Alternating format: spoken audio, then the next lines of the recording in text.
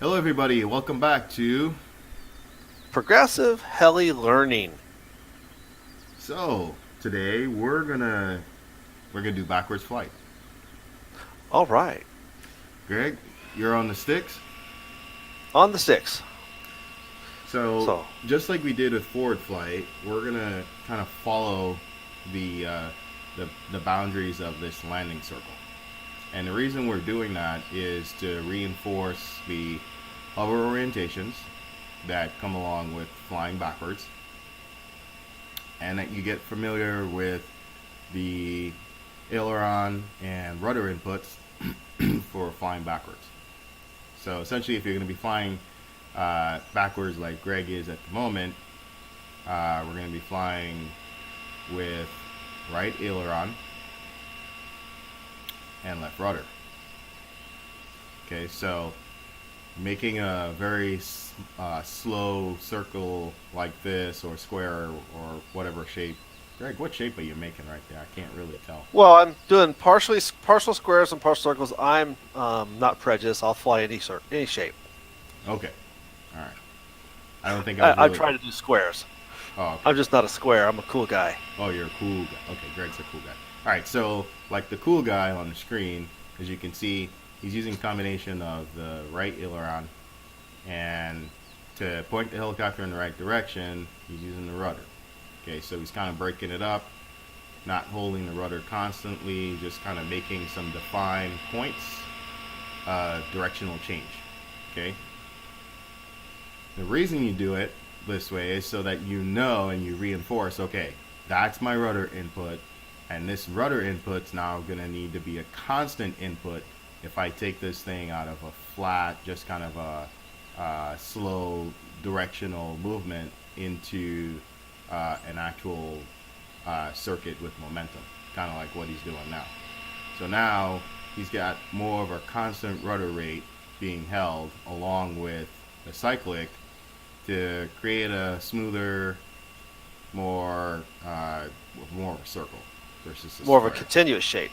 more of a continuous movement. Yeah, and you want to be able to do them nice and slow because once again it reinforces control and it reinforces the orientation. So, some of the things that we're battling here, obviously, is maintain altitude, which is in our forward flight effort. It was the same problems. As you start rolling the helicopter off of level, you start losing lift, so you have to start counteracting that with additional collective, right? Right, and elevator as well to manage your speed. So Right. very, it's the same. You have the same stick inputs and the same corrections that you're making uh, flying backwards as you did flying forward.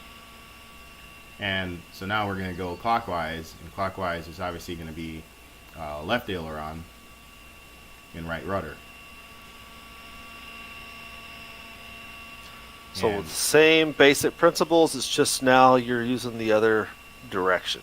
But right, once again, working all orientations, working both directions so you don't build a handedness in your flying, right? right.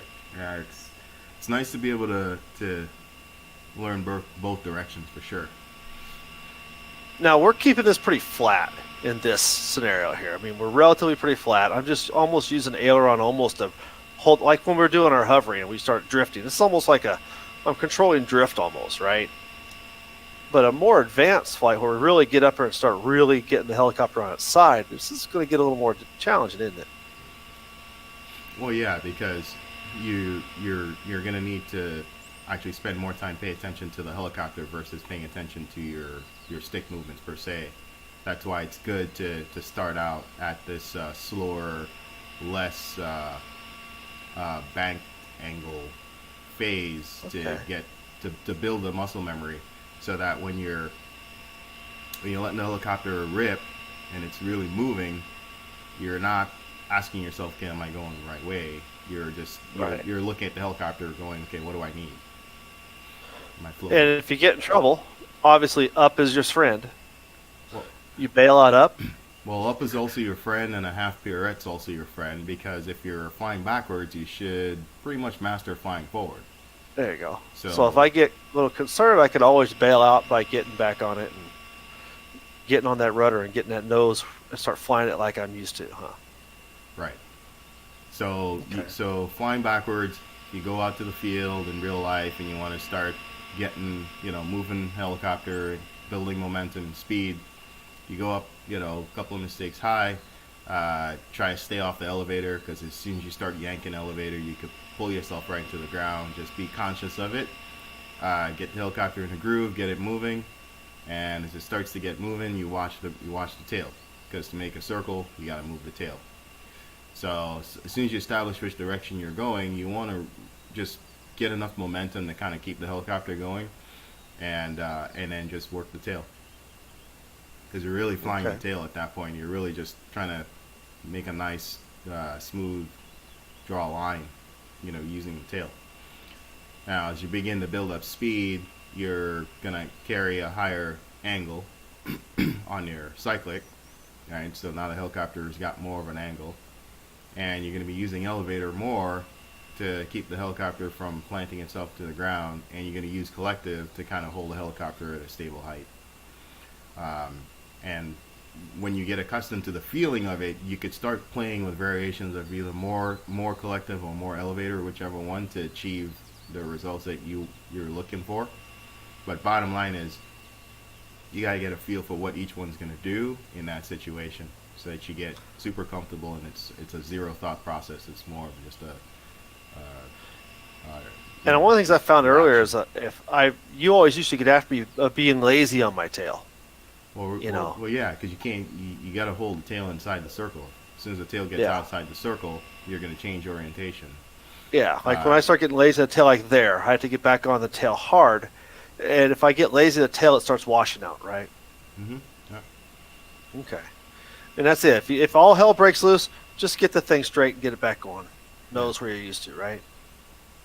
Bail out, get the tail back where you can, get the tail back behind it and start going in your nose first flight. That's your safe spot, right? yep. It's a half pirouette back Just a little. to forward flight.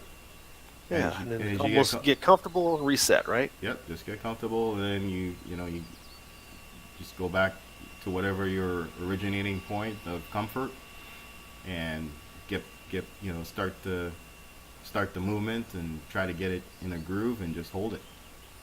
Okay. Like I said, if it just makes you nervous, just finish just a little harder the tail and bring it around right. Not really hard, but just a Well, half pirouette. half pirouette.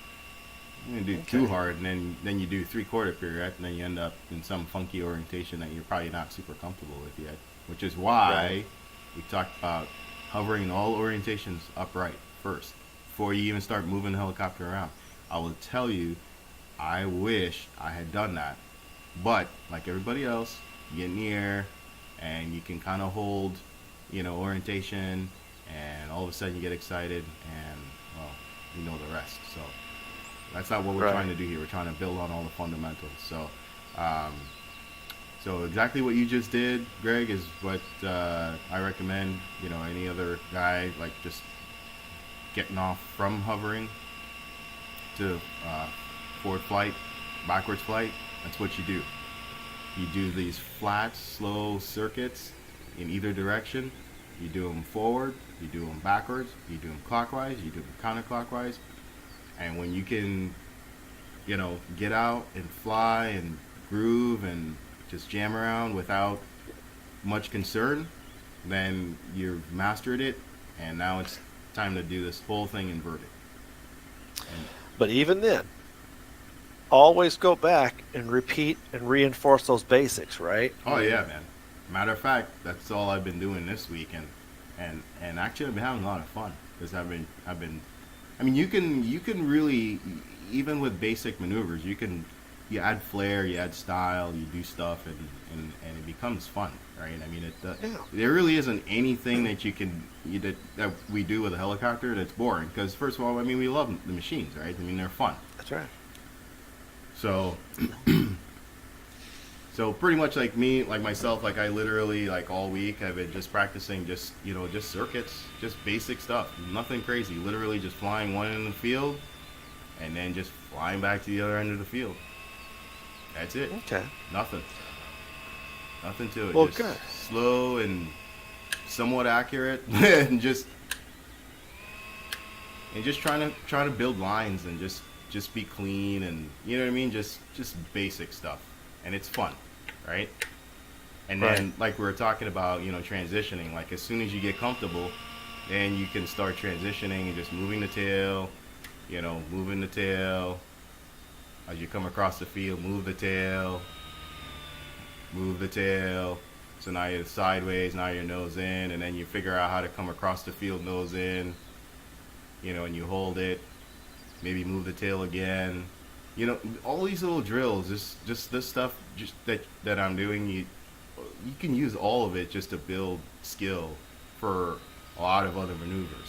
For instance, like, sideways, then you start to build, for loops, right? Right. So so as you master the circuits and you start, being able to control a helicopter and get across the field in different upright, backwards, forward, clockwise, counterclockwise orientations, then you can build that into your inverted aspect of it, and then really start to create dynamic flights. So once you figured it all upright, you can start from scratch and do it all inverted.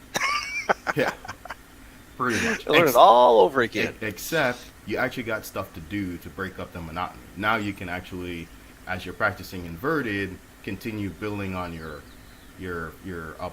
upright flight, right? So now you really got something to at least kind of kill the boredom of trying to learn everything inverted.